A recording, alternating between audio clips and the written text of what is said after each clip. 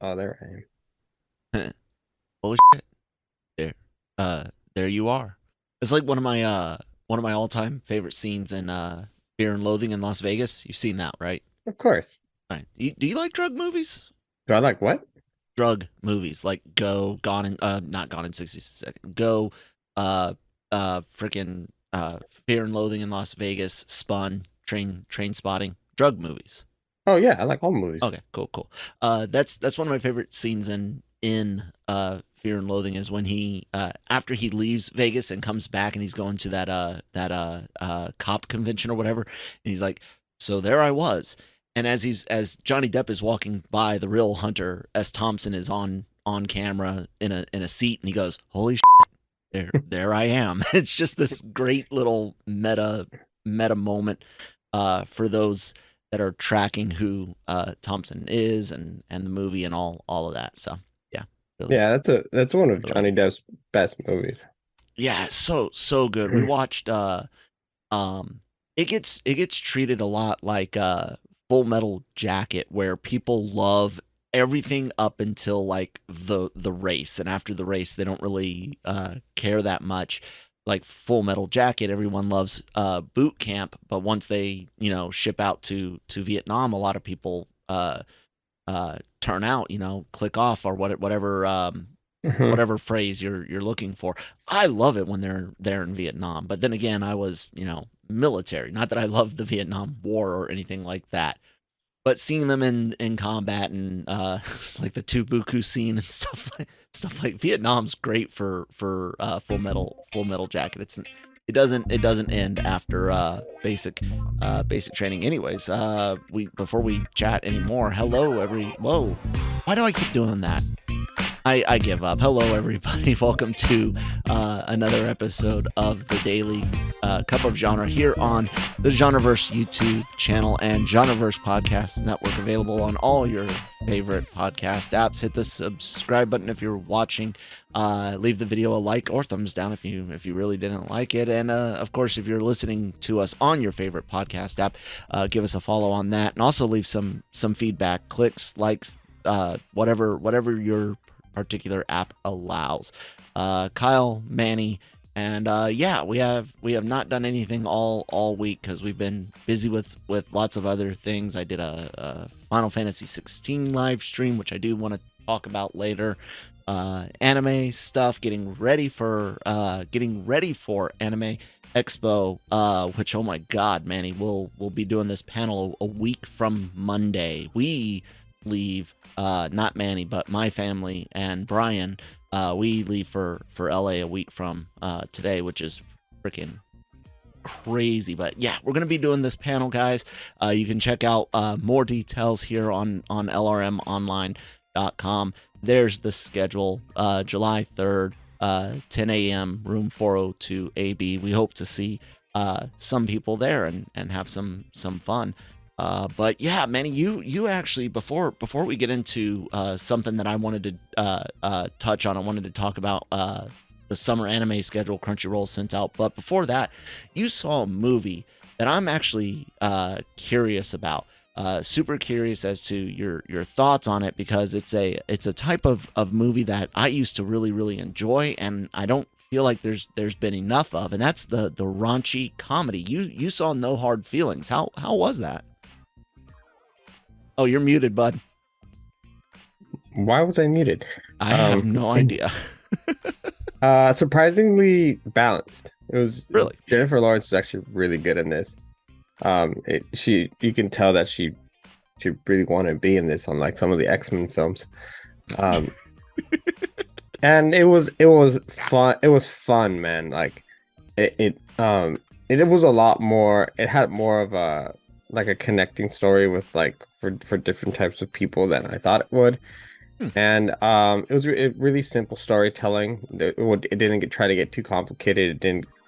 It went over the top in a couple of places for comedy's sake, which is what it's supposed to do. Right. It was just fun, man. It wasn't anything crazy. That's what. And I had a full theater last night, believe it or not. Of course. And and the thing is, like, I don't just say that. I send Kyle pictures of like Yeah. my screening room just to prove to him that yeah, people are actually in the room. So I'll be lucky to get 30 people in a Marvel film.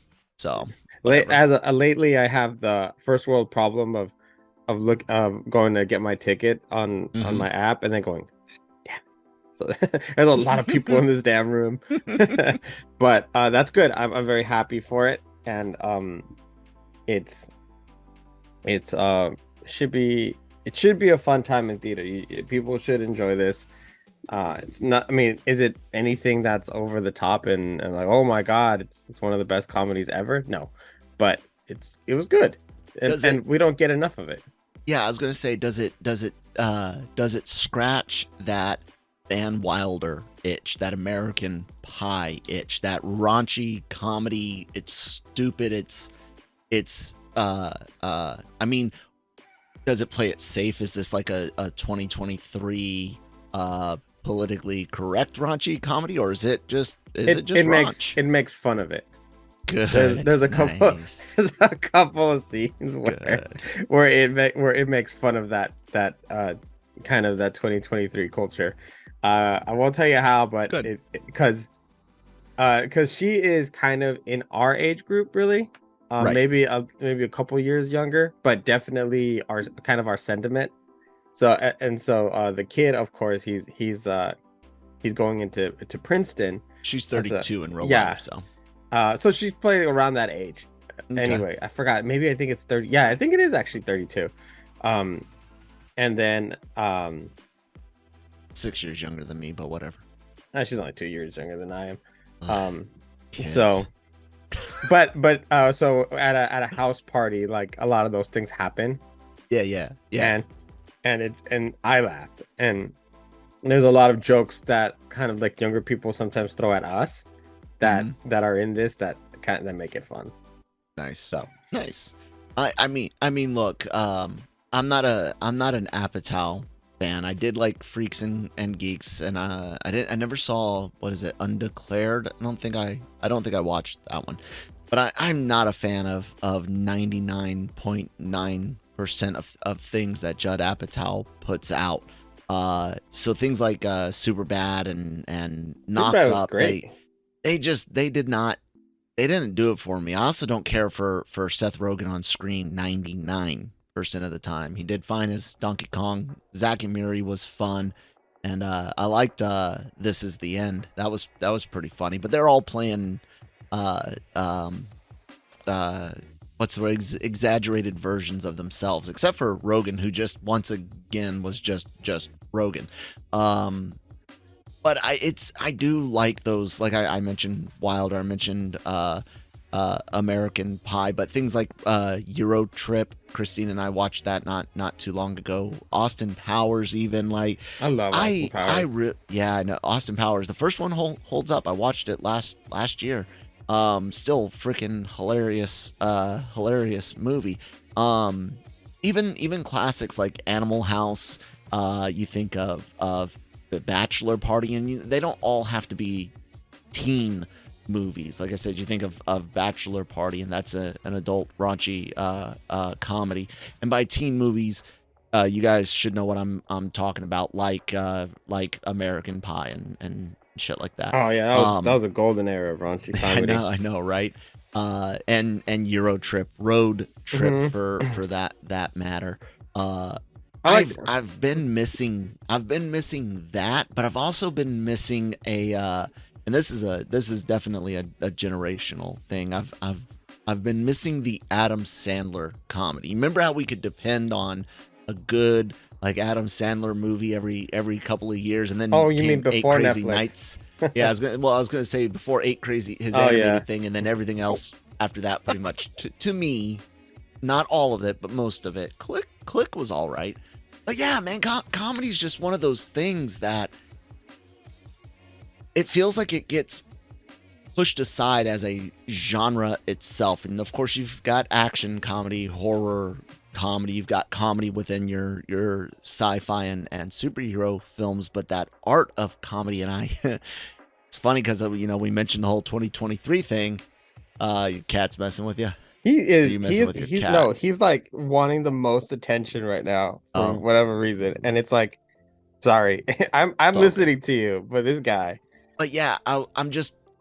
Is it because comedy is so much harder to do these days? You hear Oh, hands stand-up down. comedians Yeah. talk about it all the time. Is that why we don't have more movies like this? I think I'd say so because that's exact reason. There's a lot of movies done in the 90s and 80s and 90s you could not do today. Yeah, like I don't think you can get away with a lot of the Police Academy movies, for example. Mm-hmm. I love Police Academy to this day. Those were funny.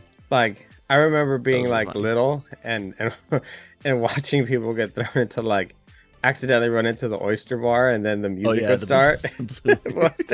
It was funny, man. And what's funny is the funniest part with that is when they're like the call comes in, and I think this was the first or second one, first joke about the Blue Oyster bar, and one of the cops they're like, where's the Blue Oyster bar, and the other cop just reads out the address like it's no issue, and they're all like, what?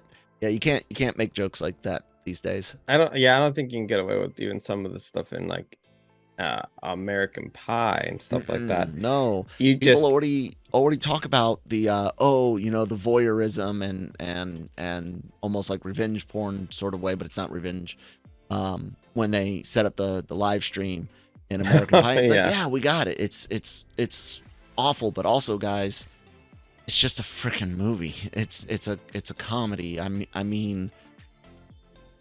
Oh, I don't want to get too political, but yeah, we need to be able to laugh. Yeah, and that's kind of the double-edged sort of it, is that luckily we still have comedians who aren't really afraid to. Yeah, Bill Burr is one of them. We recently saw Chris Rock do kind of more Steven, crap. And then I'll even put Joe Rogan in there, and of course Dave Chappelle, who, by the way, Steve Byrne. There it is. Sorry, okay. Steve Byrne is great. And there's some really good like UK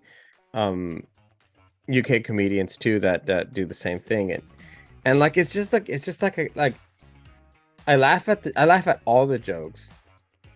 And I'm like an equal joker opportunist, I guess, whatever. Mm-hmm. And that's the point of comedy, is that everybody gets made fun of. Like at one point do you draw the line, really? I mean, yeah, I get it. There is actually a line where, like, but it's all lines are all subjective though. You're, and that's the thing. Your line can be a lot closer, so to speak, to politically correct than mine, and that's okay, because here's the great thing about comedians. If you don't like their act, you don't have to ever watch it or listen to it. Yeah, like, but that's the best thing. But to try to force your beliefs, your line, your beliefs with others, that's really the problem. I don't know. I haven't found a comedian who has made me question my line yet. So I mean, there's definitely individual jokes about certain things that I find, hey, yeah, I don't like that. So you know what? I'm not gonna. It'll be one of two ways that I do it. Either I don't watch that particular act again, or I don't watch that particular person again. But I don't get all outraged and rail against them online, and unless they become hypocritical, in which case I won't be railing against their comedy. I'll be railing against hypocrisy, which is something that I do regardless of what form of entertainment or social status you have. It's same thing with like shows. There's certain episodes of American Dad. Love American Dad. Hilarious. Oh, I can't stand American Dad. There's a few episodes I won't watch because I think they push for me my comfort line with my religious beliefs. You know what I'm saying? And I just don't watch those episodes. And then I watch everything else. I laugh. I have fun, and I go about my business. Yeah, I I don't. don't know why we can't just do that. We can't do that more. The biggest issue with it is like we were saying with lines.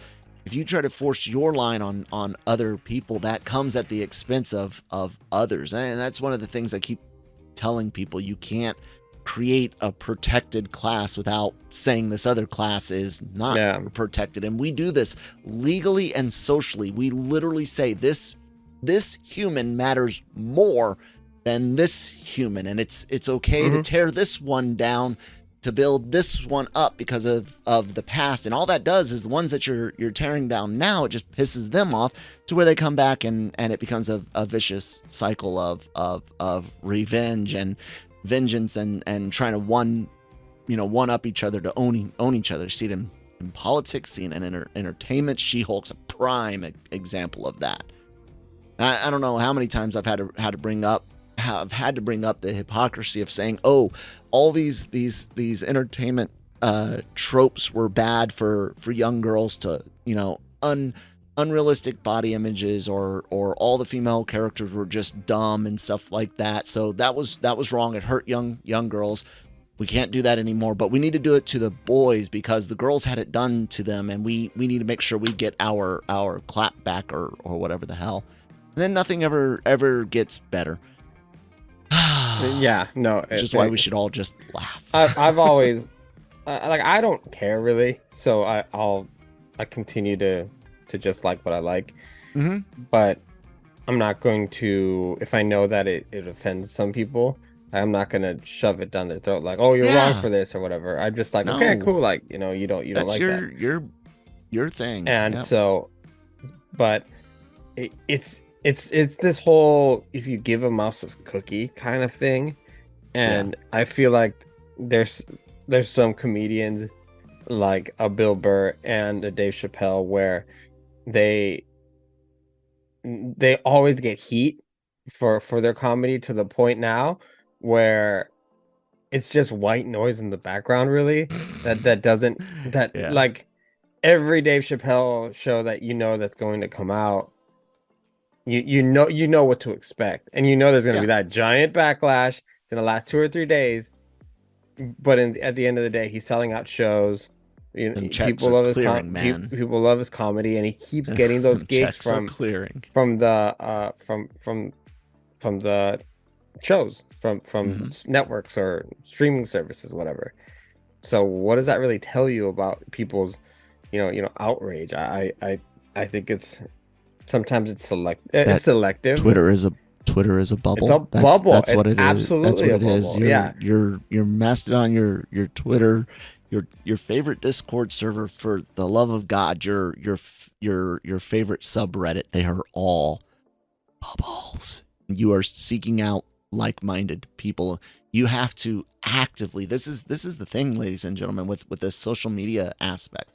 You have to actively seek out what's not in your bubble to get your algorithm, place in the algorithm a little bit better mixed. And if you don't go out of your way to purposefully look up, and I don't mean, let's make this super, Barney style. I don't mean you're a far leftist Democrat and you go and seek out just the furthest right, Republicans. No, I'm talking about those people that are left of center politically, seeking out just right of center, not the extremes. But if you don't ever actually seek out that opposite side, or right to left, Trek to Star Wars, Marvel to DC, if you don't actively go out there and seek out that opposite point of view, someone to follow, someone to interact with, a video to watch, then your bubble is just going to get more and more secluded. And that's not good, because you're going to be thinking that everything and everyone is similar to you. And then when you get out there in the real world and you realize that's not the way it is, it's difficult. It really is. It makes it harder for us to work together, because everyone's so convinced that not just is their way the best way, but their way is the right way. Their way is the only way. And you're being told the same thing by so many people in the bubble. It sucks. I do. I have so many crazy people I follow and that follow me, and my Twitter feed is insane. Yeah. So I highly suggest everyone go out, join a subreddit, join a server, follow some people that you know. And again, like I said, I'm not asking you to go follow, crazy conspiracy theorists on anything, but reach out to the other side, whatever other side that may be. So you can see a little bit more of what the world is really like. But even then, all of Twitter itself is still a bubble. So Yeah, and there is no bigger proof than Disney really screwing up several times actually when it comes to reacting to talent troubles. We know that currently there are some that are really going into really big, Jonathan Majors is going through it, and it doesn't really look very good for him right now. But going to trial. But unlike before, they when the actress I can't remember her name off the top of my head who played Cara Dune, I felt like that was really Gina Carano. Gina Carano. I feel like it was a really knee-jerk reaction to just. They were just looking for a reason to get rid of her. It feels like that. Because that's the fact. Because at the same time, and I don't want to get super political, but the thing that they got her for was trying to compare something to the Holocaust, if I'm not mistaken. Right. At that exact same time, you literally had people like Representative, they call her AOC, Alexandria Ocasio-Cortez. There it is. She was saying stuff at the border where no one's going into a freaking gas chamber, no one's being loaded up on trains against their freaking will. Nobody was publicly calling, as far as politicians, I'm sure there's some asshole out there, but no politicians are out there actively calling for the roundup and extermination as if people crossing the southern border were a blight on their thing. Again, I'm talking public figures. Yeah. Nobody did that, and she called that like the Holocaust, as well as lots of other celebrities and things like that. So the hyperbole and Disney getting their panties in a twist over that one, that was bullshit. They wanted a reason to fire her from all of the other political stuff that she had going on. But that was hypocrisy for me, because you literally had other celebrities using the Holocaust word and using Nazi and Hitler. Again, guys, when everything you don't like is Nazi, then nothing is. I mean, seriously, you guys water down words way too freaking much. I've always hated, regardless on what side of the aisle you're on, the constant use of Hitler and the Holocaust and World War II to really try and sensationalize millions and millions something and millions that's not that big of a deal now. Murdered by that, Yeah, that's not what's happening now. So yeah, it's terrible. Anyway, but it really burned them when they decided to move away from Johnny Depp, for example, because what are they doing now? Trying to court him back. Yeah. And he's like, no, F you guys. I don't want that. And I'm like, yeah, it serves you guys right. And I think it did them the same disservice. They lost James Gunn because of it. Yeah, he did come back to make The Last Guardian Volume 3, yeah. And a couple of shorts. But now he's the head of DC. Why? Because of something they knew. They made the knee-jerk reaction when the internet exploded for 24 hours. They lost him. Warner Brothers went, yeah, sure. Like people knew about this already. Yeah. And then and now what happened? They've lost sort of one of their best directors. Yeah. And I think that DC is so much more better now as far as somebody a little bit more imaginative and creative as far as, and also that brings a draw. Yeah. If people still care enough when his movies start hitting. It's gonna be a while now. So it's 25 at the earliest. So yeah. Well, so yeah, it's just a constant reminder that like we always say here, Twitter, Facebook, Instagram, it's just a bubble. Just a There's a bubble. there's a general population out there that does not care about your tweet. No, absolutely not. Yeah, you and Absolutely your not. kind of empowered people on social media really are not as big as you think. No. I'll tell you what is big though, and that's anime. I was gonna say I don't have a segue, but look at that. I just came up with one out of the blue. Something that's big right now, of course, anime. I mentioned Anime Expo. There is a crap ton of stuff coming out this year, huge shows. I wanted a quick second to talk about the summer lineup that Crunchyroll shared with us, and I'm using Crunchyroll's website instead of the press release because they've got it all up nice and pretty, and I don't have to size a bunch of things.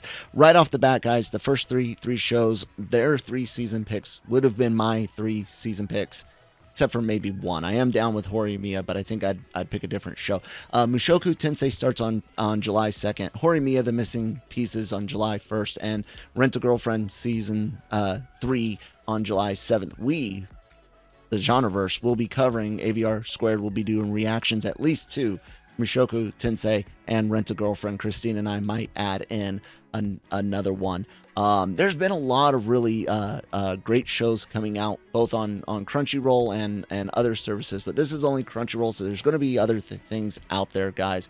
New simulcasts to keep an eye out, besides what I just mentioned for you guys. Classroom for Heroes. You've got Liar, Liar, and a new Fate series, Fate Strange Fake Whispers of Dawn.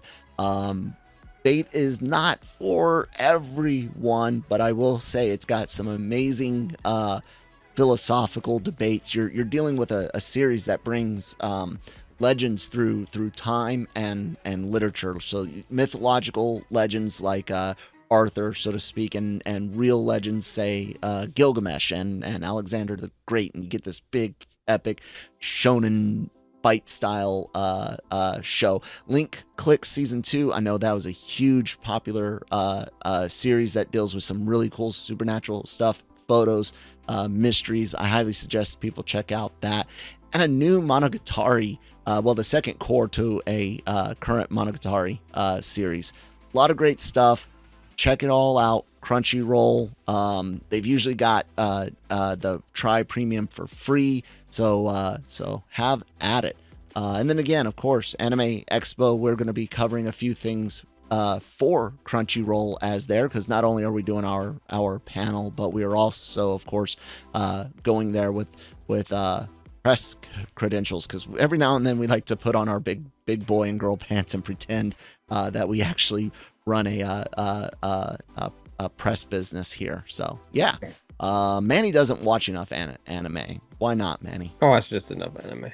No, you don't watch enough. And why? I do. And why not? That's the question. Why not? There's movies and TV shows that I actually care about. Movies. Okay, I can see the movies because you are lucky enough to actually go and enjoy the theater experience. You got an older kid that can either stay by themselves or go with you, and you get a full theater. So that's pretty cool. I, on the other hand, have no crowd, and I need a babysitter. So just for another couple of years. Soon he'll be good enough to hang out for 2.5, 3 hours at home.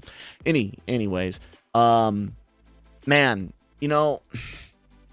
I want to suggest an anime to you, but I know you won't actually watch it. But I do think it's older, a couple seasons old now. But Buddy Daddies is something I think you your fiance and your daughter could even sit down and watch that and have just a great freaking time. Yeah, maybe my daughter. Definitely show. not Brittany. Oh, really? She wouldn't? Oh, hell no. Absolutely not. Aw. Time to find a new fiance. No, I'm joking. Nah, she has a Lord of the Rings obsession, and that is good enough for me. Yeah. Hey, that works for you. Anyways, yeah, that was my anime plug right there. I've been playing Final Fantasy 16. I did a live stream for it here on the channel. You guys can see that. video on demand or whatever, it's still here. My thoughts. I've got many. One, the frame rate's atrocious. They said there would be a day one patch to try to help this out, allegedly. We're now on day 2 and still no patch. This game should have been pushed back a week alone. If you use the like high graphics settings, you can't turn off the motion blur. If you're fighting, you can't see what you're doing. It's that bad. So you got to put it on frame rate mode, which still barely touches 30 frames, 40 frames per second. No way to turn off the motion blur yet. It is a hard game to see, which really sucks. But the other problem was it's almost like a Telltale game for the first 5 hours, Manny. I played almost 2 hours before I took my first break, I think, on live stream night, and it literally it gave me maybe 30 minutes of time. I controlled stuff maybe in 2 hours. The rest of it is watching cutscenes and maybe pushing one button like a quick time event type deal. But it did start getting better, and then it got a little not, and I got worried. But then it's better again. And right now, it's finally about 7 hours in. I'm finally where I can actually grind some and run around and fight enemies endlessly, so to speak. Which is one of the most important things for a Final Fantasy game, is the ability to do that. But my God, it took, like I said, it took a good 6-7 hours to get there. A lot of the stuff is really easy too, and my God, man, you get all these items that automate certain actions for you all right off the bat, which, as someone with a brain injury, I can appreciate the option, but it also kind of pissed me off because we never had that in the past, and there were people with brain injuries in the past, and they just had to either learn how to work with it or whatnot. The game becomes too easy, and you can even choose a mode to where you barely have to do anything. Story mode, where you barely have to do anything. There's barely any challenge. And I worry about generations of gamers growing up that way, because I know this sounds lame, but that's not how real life is. You know what I'm saying? And just like sports used to teach kids a lot about teamwork, about how to be good winners, how to be a good loser, video games kind of have to fill that gap as athletics take second stage to more and more people. So when you literally make the game super freaking easy, and people aren't challenged, and they're not having to learn coping skills when something doesn't go their way, I don't know, man. Like I said, it's very nitpicky, but I can extrapolate that out and see. I mean, God, games have been getting easier for decades now, like ridiculously easy the last 20 years compared to before the 2000s. Just it is getting better. If they can fix the frame rate, right now I could say this is a solid mid-tier Final Fantasy game. The people that are claiming this is the greatest of them, like better than 12, better than 9, better than 7, I think you guys are insane. It looks pretty when it's not bogged down by awful frame rates, but yeah, that's my thoughts on Final Fantasy 16. And many, I know you don't play as much games, but I know you do play quite a bit, past and present. Do you think there's an easiness issue? Like, are games becoming too easy by default? Comparatively, that's all. Not really. You don't. And I'm talking specifically from the perspective of a FIFA, Madden, MLB The Show. Sports games are different. Have gotten a lot more technical for no good reason. Like that is very trying true. to bring the realism of every aspect of a sport has made the game so much harder than That is than what very like the true. earlier Maddens are. Hockey, I mean, same way. sometimes I'll be honest with you. Sometimes, man, like I just really want to get through a game, get through the story. I will put it on an easier mode just so I can get through it, and So then what's and then why I'll not play it just watch again. the videos on online then? Like if Because I want to make the choices, and then I'll go back and I'll play it again on a harder mode mm, if I find it worth my time. But the problem is, um, I find my time so valuable sometimes that if I'm giving it to a game, it better give me a fun experience. I don't get that as much. I used to enjoy it a whole lot more with like Assassin's Creed because mhm. there's so much stuff you can do that's not even related to any specific mission. I tried The Witcher. I didn't really enjoy it as much as I thought I would. Elder Scrolls is another one that I was just like, yeah, fuck this game.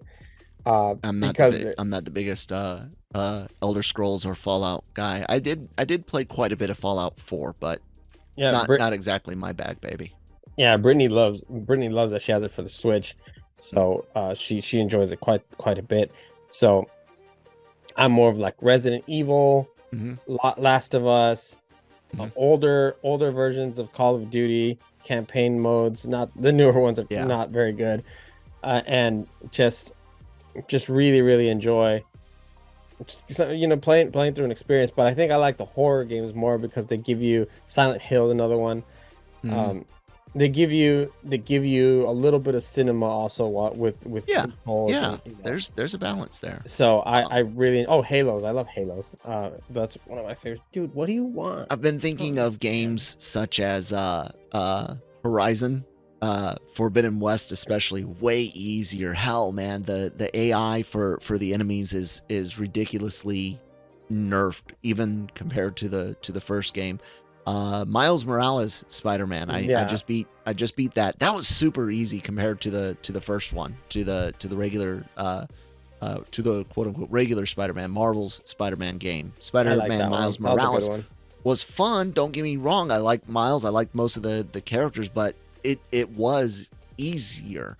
Hell, Miles's powers themselves made the game too easy. Mm, His stealth mode needed to be more easily overcome by the enemies, and it wasn't. I mean, literally, you could have all the enemies on you, go to stealth mode, fling yourself up on top, and even the bad guys that can see through stealth, if you use it right, they won't see you. So it becomes way too easy.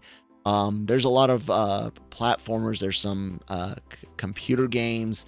Um, it's there's some games, and I don't that are still remember difficult. Yeah. I don't remember what I was playing, but what was it? Well, you have those. I think it was one of the latest Resident Evils Uh huh. where the game senses if you're getting through it Mm, to and ramps up the thing. yeah, and it'll ramp it up with like sometimes like random enemies or your next boss is going to be harder. But if you put there's a certain way where as you're playing, if it feels like you're getting through it a little too easily, it will Mm. slow you down. And See, it's I don't. funny. Go ahead. Sorry. Yeah, because Emma and I were even we like playing Minecraft Dungeons together. Hmm. And through some missions, it'll tell you that your difficulty just went up because You're you're slaughtering. yeah. So I kind of like that sometimes because you're kind of tricked into it and then you got to figure it out. So I don't mind that. I mean, scalable difficulty is an interesting way to do it. I personally just I want the base. I want all base games, and this is why I think there are, and not necessarily Final Fantasy 16 in this case, because I know the staff on it is an older staff, and an experienced staff. But I do think that as we see more and more young millennials and older Gen Zers get into the gaming development, especially scenario development, writing, and things like that, that you're going to see a lot more of these easier games. It was really frustrating for me, the amount of cutscenes. Because like I said, I'm wanting to play the game, and I know they're wanting to do something super epic and super cinematic, but I'm playing a game. You know what I'm saying? It Yeah. gets frustrating, and I would almost not mad. I would almost be less mad if I watched a 25-minute cutscene, right? One solid. Screw it. If you really need to do, I would rather watch that versus uh um 5 minute cutscenes intersected by 1 minute of gameplay each. That was super frustrating, and the gameplay was literally just walking, running from one spot to the other, maybe opening a door, another cutscene. That just grated on me, because it was like, were you wanting to make a video game, or were you wanting to make a TV series or a movie? I mean, it's a Final Fantasy game, so you expect there to be 30-40 hours of stuff to do. And man, you guys had to voice act, motion cap, animate all of these cutscenes and whatnot. Like, I worry about I mean, every generation worries about the next generation Yeah. getting in charge, but I actually worry about the next generation getting in charge of entertainment. Don't worry, it's gonna be AI. Yeah, that's true. That's true. I do, man. I do worry about it. I wanted to play it. I wanted to play a game, and like I said, it's gotten there. But man, how many games? I'll put it this way. I was worried, and I had mentioned this to some people, that I was afraid that 16 would end up being like Final Fantasy 13, which was incredibly linear, very story driven. No real focus on the battling and the RPG elements. I was really worried that this would kind of go that way as well. It's kind of walked itself back from the brink. Not 100%. I already had given up on 13 like 5 hours in. The only thing that really kept me going for this one was that the story is interesting enough. It's very Game of Thrones inspired, but it was interesting enough, and I was really waiting on this patch to come in, and I wanted to see if the game did get better, and it did. Hopefully it continues to get better. I don't think this is the best of them at all, and I am already looking forward to 7 Rebirth.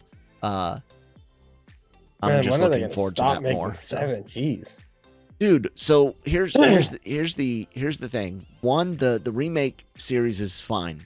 Everyone has been asking for that since the PlayStation 2 days, right? Mm-hmm. Since we saw better graphics were possible, we've wanted that particular game in better graphics. I agree with you on remaking Crisis Core, remaking all sorts of other things, the sequels, all the ridiculous 7 spin-offs and sequels that were unnecessary. I think it waters it down. I know there's going to be people that hate me for saying that for Crisis Core, which was a fun game. You didn't really need the remake. No. We really didn't. Throw in a cheap HD remaster, throw it back out on the Switch, call it a day if you want to make the money. But no, remake is a trilogy, and then the first one for some, because Japan's gonna Japan. If you know anime, manga, Kingdom Hearts, naming schemes go crazy in Japan. But it should have been something like Final Fantasy VII, remake parts 1, 2, and 3, or Final Fantasy VII remake Midgar. Final Fantasy VII remake, Chapter 2 has its own subtitle. Like 7 remake should have been the main title for the series. But it's going to be in 3 parts. Second one coming out early 24 allegedly. Yeah. Anyways, that's all I had. Sorry guys that we didn't have a big week full of shows. Manny, did you have anything else you wanted to touch on before we wrap up? Yeah, just kind of an alarming note. I'm not gonna say which ones or exactly what, but very interesting that I've got it on good authority that there's a lot of shows and movies that have moved up their press events for like this weekend and the next few weeks. And Oh, I know what you're getting at. I yeah, know what you're getting at. yeah, there's a Do you couple really people. think they would cancel San Diego the month before or the month it happens? No, I don't they're think not gonna so. cancel San But it's a Diego. bad sign for the future. It's a really bad time for the future because there's a movie that doesn't come out I think until August having a having press events this weekend, and there's a couple of other ones that are also kind of rushing to um to get their stuff done. Hmm. And I'm just like, and one of my buddies called me up also and was like, hey, did you know like this is going on, this is going on, this is going on? And then we both went, oh yeah, they're trying to get everything done before July 1st. I mean, it's a bad sign for the kind of content that we're gonna get at Comic-Con. Yeah, that Yeah, yeah, specifically. yeah, So yeah. it's something to keep an eye out. And Disney made it worse by including that AI intro Mm, for allegedly, Secret Invasion. allegedly, the intros do indeed include actual artists and all of that. Yeah, but the fact that So you used AI at I a time guess, where that's one of the biggest issues yeah, that they're fighting against. it's a sensitive subject. It's I it's a mean, I mean, I don't understand like why like at that point take out that intro and just do like a quick title credit because you know that kind of feel the kind of gasoline that'll affect that'll I have. mean now that's absolutely valid right there. The timing not the most brilliant. I mean, look, I know a lot of people have this aversion, if you will, or not even I mean, they've got issues with stop cat. They've got issues with AI. Now AI is something that I have definitely used to what's the word I'm looking for? Make concept art, and I can actually show the audience some. So this character IMA that I worked on for the AVR mascot, if you will, I used AI, and you can see it on screen if you're watching on YouTube. I used AI to concept her out. Then I hired a real artist to take that concept and my instructions, because AI is not perfect. At least I can't make it as well as some others can. And they helped me create IMA the way I kind of envisioned, with their own artistic take. And I think that's actually a great way to use AI art. I also think it's great to help you fill in backgrounds but yeah, to take a job away from the already existing visual artist teams that you've got to do your title credits. That and again, allegedly they came out and said that yes, regular artists were involved. The titles were made with traditional teams and yada yada. Who knows all the specifics? Only Disney actually knows. But yeah, I think a lot of people are just so uninformed about so much that all they can do is go with whatever their bubble tells them to go to. See how we brought it full circle? But yeah, the timing is bad. The timing is awful. Even if it's not necessarily the war crime some people are making it out to be, the timing is definitely not smart, Disney. All right, well, let's hope that the panels don't all disappear, Manny, because that would make me sad. You guys can find all sorts of news, written news articles, aggregation, opinion pieces, movie reviews, and celebrity interviews, all on lrmonline.com and the LRM Online YouTube channel for those celebrity interviews. The podcasts are available on the website, as well as any all the most popular podcast apps out there, like Spotify, Amazon, Apple, Google, more, and of course the YouTube channel. All the podcasts are on here, as well as anime reactions and trailer reactions with AVR Squared and Genre Shot, respectively. So check out our playlists tab. It's one of the best ways to consume the content. They're all curated for you guys. Yeah, definitely worth it. So anyways, Danny, anything else? If you're making submarine memes, yeah, you're going to hell. Why? Because they're making you laugh at them too much and you feel bad for it? Bye, guys.